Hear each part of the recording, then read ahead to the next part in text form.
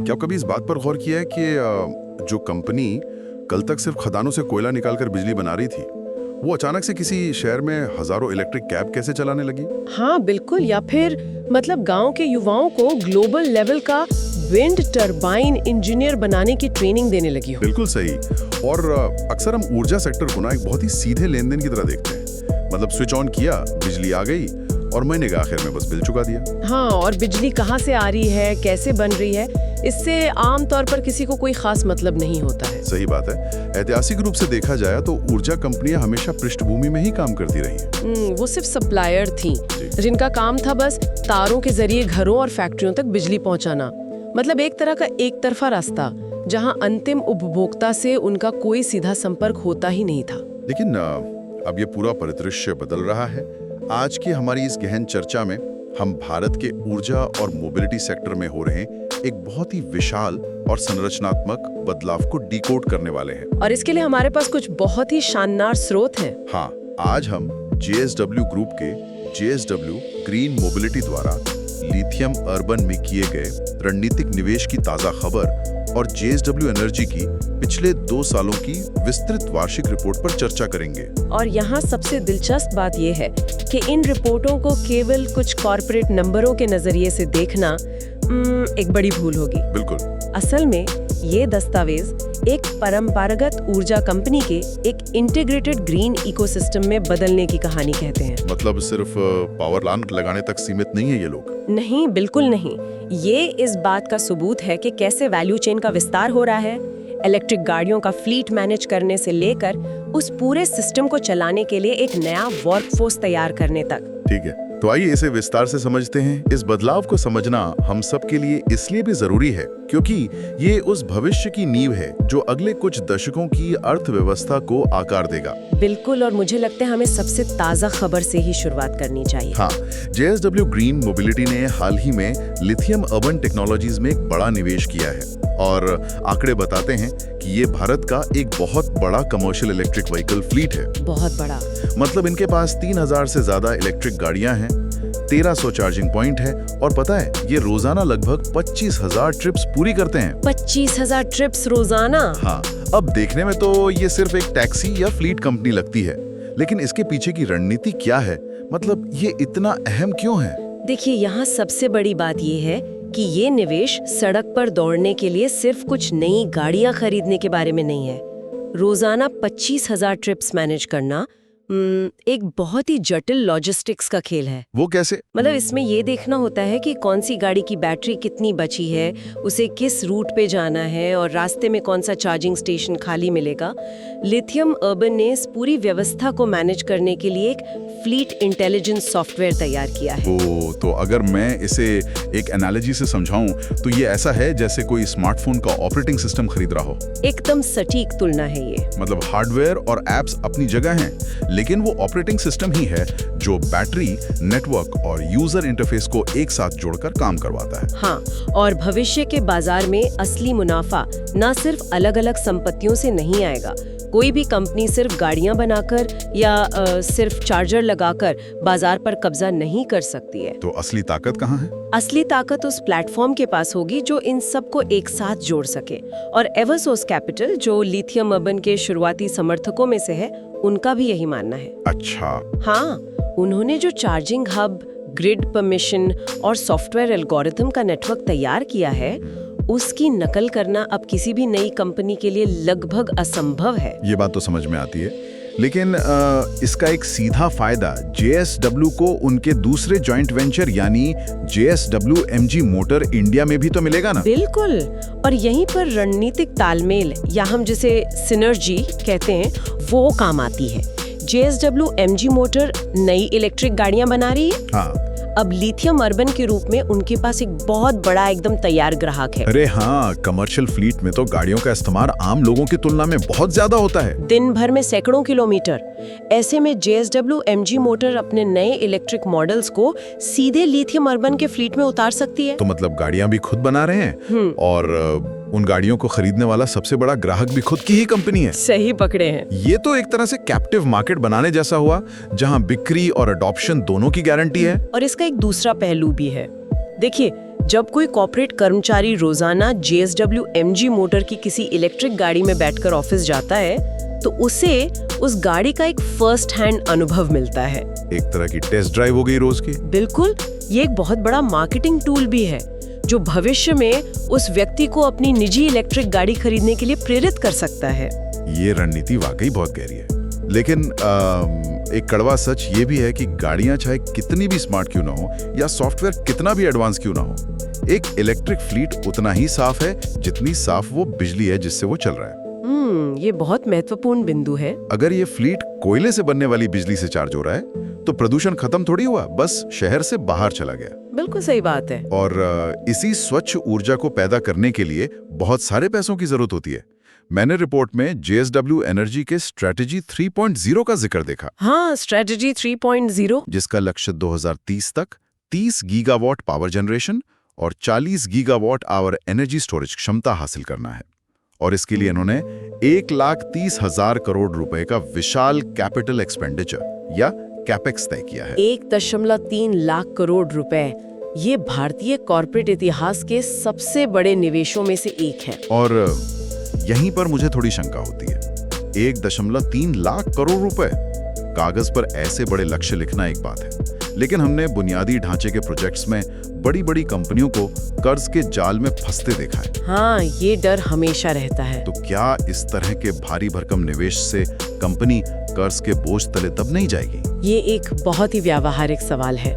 Infrastructure में कर्ज का जाल एक वास्तविक खतरा होता है, लेकिन अगर हम JSW एनर्जी के वित्त वर्ष 2025 के आंकड़ों पर गौर करें तो कहानी कुछ और ही नजर आती है। अच्छा, आंकड़े क्या कहते हैं? उन्होंने 6,115 करोड़ रुपए का रिकॉर्ड एबिटा हासिल किया है। एबिटा यानी ब्याज, टैक्स और डेप्रिसिएशन से पहले का मुनाफा। हाँ, और उनका पैट यानी टैक्स चुकाने के बाद का शुद्ध मुनाफा भी 1,951 करोड़ रुपए रहा है। ये एक बहुत ही मजबूत कैश फ्लो दिखाता है। लेकिन सिर्फ मुनाफा तो काफी नहीं होता ना इतने बड़े लक्ष्यों के लिए, नई पूंजी भी तो चाहिए होती है। मैंने रिपोर्ट में 5,000 करोड़ रुपए के QIP यानी QIP का जिक्र देखा। हाँ, 5,000 करोड़ का QIP। ये QIP असल में क्या होता है और ये बैंक से लोन लेने से बेहतर कैसे है? देखिए, QIP का मतलब है क्वालिफाइड इंस्टीट्यूशनल प्लेसमेंट। आसान भाषा में कहूँ तो कंपनी ने बैंक से महंगे ब्याज पर कर्ज लेने के बजाय ग्लोबल इन्वेस्टर्स, म्यूचुअल फंड्स और बड़ी वित्तीय संस्थाओं को अपनी कंपनी के शेयर बेचे हैं। अच्छा, मतलब हिस्सेदारी दी है। बिल्कुल। और ये पिछले एक दशक में भारतीय पावर सेक्टर का सबसे बड़ा इक्विटी रेज है। जब दुनिया भर के बड़े निवेशक किसी कंपनी में 5,000 करोड़ रुपए लगाते हैं तो इसका सीधा मतलब है कि वे कंपनी के लंबे समय के विजन पर भरोसा कर रहे हैं। और बैंक का लोन आपको हर महीने चुकाना होता है, लेकिन इक्विटी आपको खुलकर काम करने की आजादी देती है। सही कहा। और रिपोर्ट में नेट डेब्ट टू इक्विटी अनुपात 1.6x बताया गया है।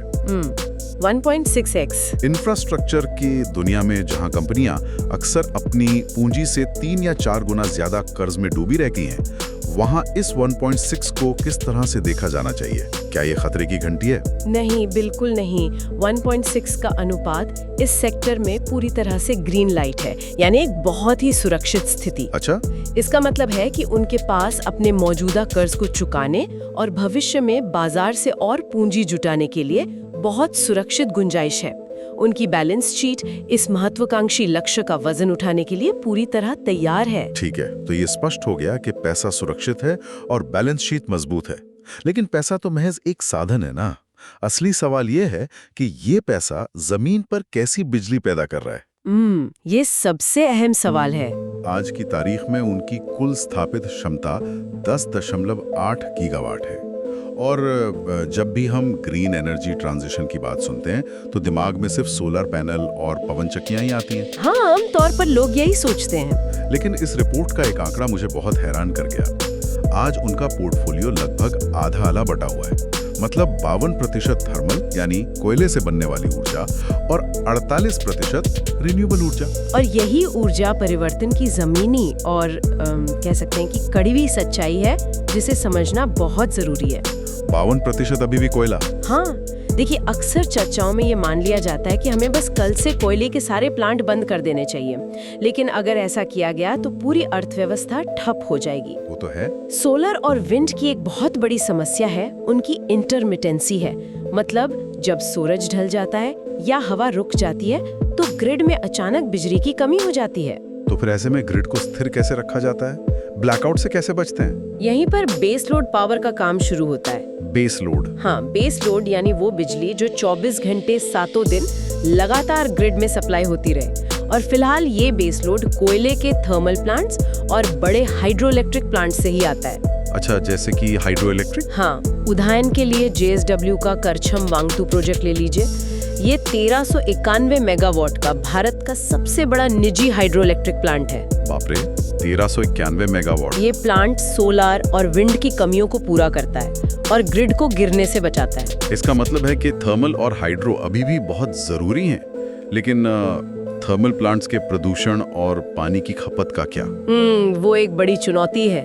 बाड़मेर और विजयनगर जैसे इलाकों में जहाँ पहले से ही पानी की भारी कमी है, वहाँ थर्मल प्लांट चलाना तो पर्यावरण के लिए बहुत नुकसानदेह होना चाहिए ना। इसीलिए उनका फोकस थर्मल प्लांट्स को तुरंत बंद करने पर नहीं, बल्कि उन्हें अत्यधिक कार्यकुशल यानी एफिशिएंट बनाने पर है। वो कैसे कर रहे हैं? उन्होंने स्पेसिफिक रॉ वाटर कंजम्पशन यानी प्रति यूनिट बिजली बनाने में इस्तेमाल होने वाले पानी को लगातार कम करने में सफलता पाई है। वो पानी को रिसाइकिल कर रहे हैं ताकि आसपास के समुदायों पर जल संकट का प्रभाव न पड़े। इसी कार्यकुशलता से जुड़ा एक और आंकड़ा है जिसने मुझे सच में चौंका दिया। रिपोर्ट में फ्लाई ऐश के इस्तेमाल की बात की गई है। Fly ash? फ्लाई ऐश वो राख है जो कोयला जलने के बाद बचती है और हवा में जहर घोलती है। अब रिपोर्ट कहती है कि वे अपने थर्मल प्लांट्स में 100% से ज्यादा फ्लाई ऐश का उपयोग कर रहे हैं। हाँ। और बाड़मेर प्लांट में तो ये आंकड़ा 104% है। अब एक मिनट रुकिए, गणित के हिसाब से कोई भी चीज 100% से ज्यादा कैसे इस्तेमाल की जा सकती है? जितना उत्पादन हुआ है उससे ज्यादा का इस्तेमाल कैसे संभव है? ये एक बहुत ही शानदार बिंदु है और ये सवाल आना लाजमी है। 104% का आंकड़ा गणितीय रूप से इसलिए संभव है क्योंकि वे सिर्फ आज पैदा होने वाली राख का इस्तेमाल नहीं कर रहे हैं। अच्छा, तो फिर वो पिछले कई दशकों से जमा हुए राख के पुराने ढेरों, जिन्हें लेगेसी ऐश डम्प्स कहते हैं, उन्हें भी साफ कर रहे हैं। ओह, मतलब पुरानी राख भी निकाल रहे हैं? बिल्कुल। ऐतिहासिक रूप से ये राख जमीन में डंप कर दी जाती थी, जो पर्यावरण के लिए एक बहुत बड़ा खतरा थी। अब वे इस राख को प्रोसेस करके सीमेंट कंपनियों को बेच रहे हैं या ईंटें बनाने में इस्तेमाल कर रहे हैं। मतलब जो चीज कल तक पर्यावरण के लिए एक बहुत बड़ी लायबिलिटी थी, वो अब एक नया रेवेन्यू स्ट्रीम बन गई है। बिल्कुल, और इसे ही हम सर्कुलर इकोनॉमी कहते हैं। सही बात है। ये मैन्युफैक्चर्ड कैपिटल का बेहतरीन उदाहरण है, जहां आप सिर्फ मशीनें नहीं चला रहे हैं, बल्कि अपनी पुरानी कमियों और कचरे को भी एक मूल्यवान संसाधन में बदल रहे हैं। वाकई ये तो जबरदस्त है।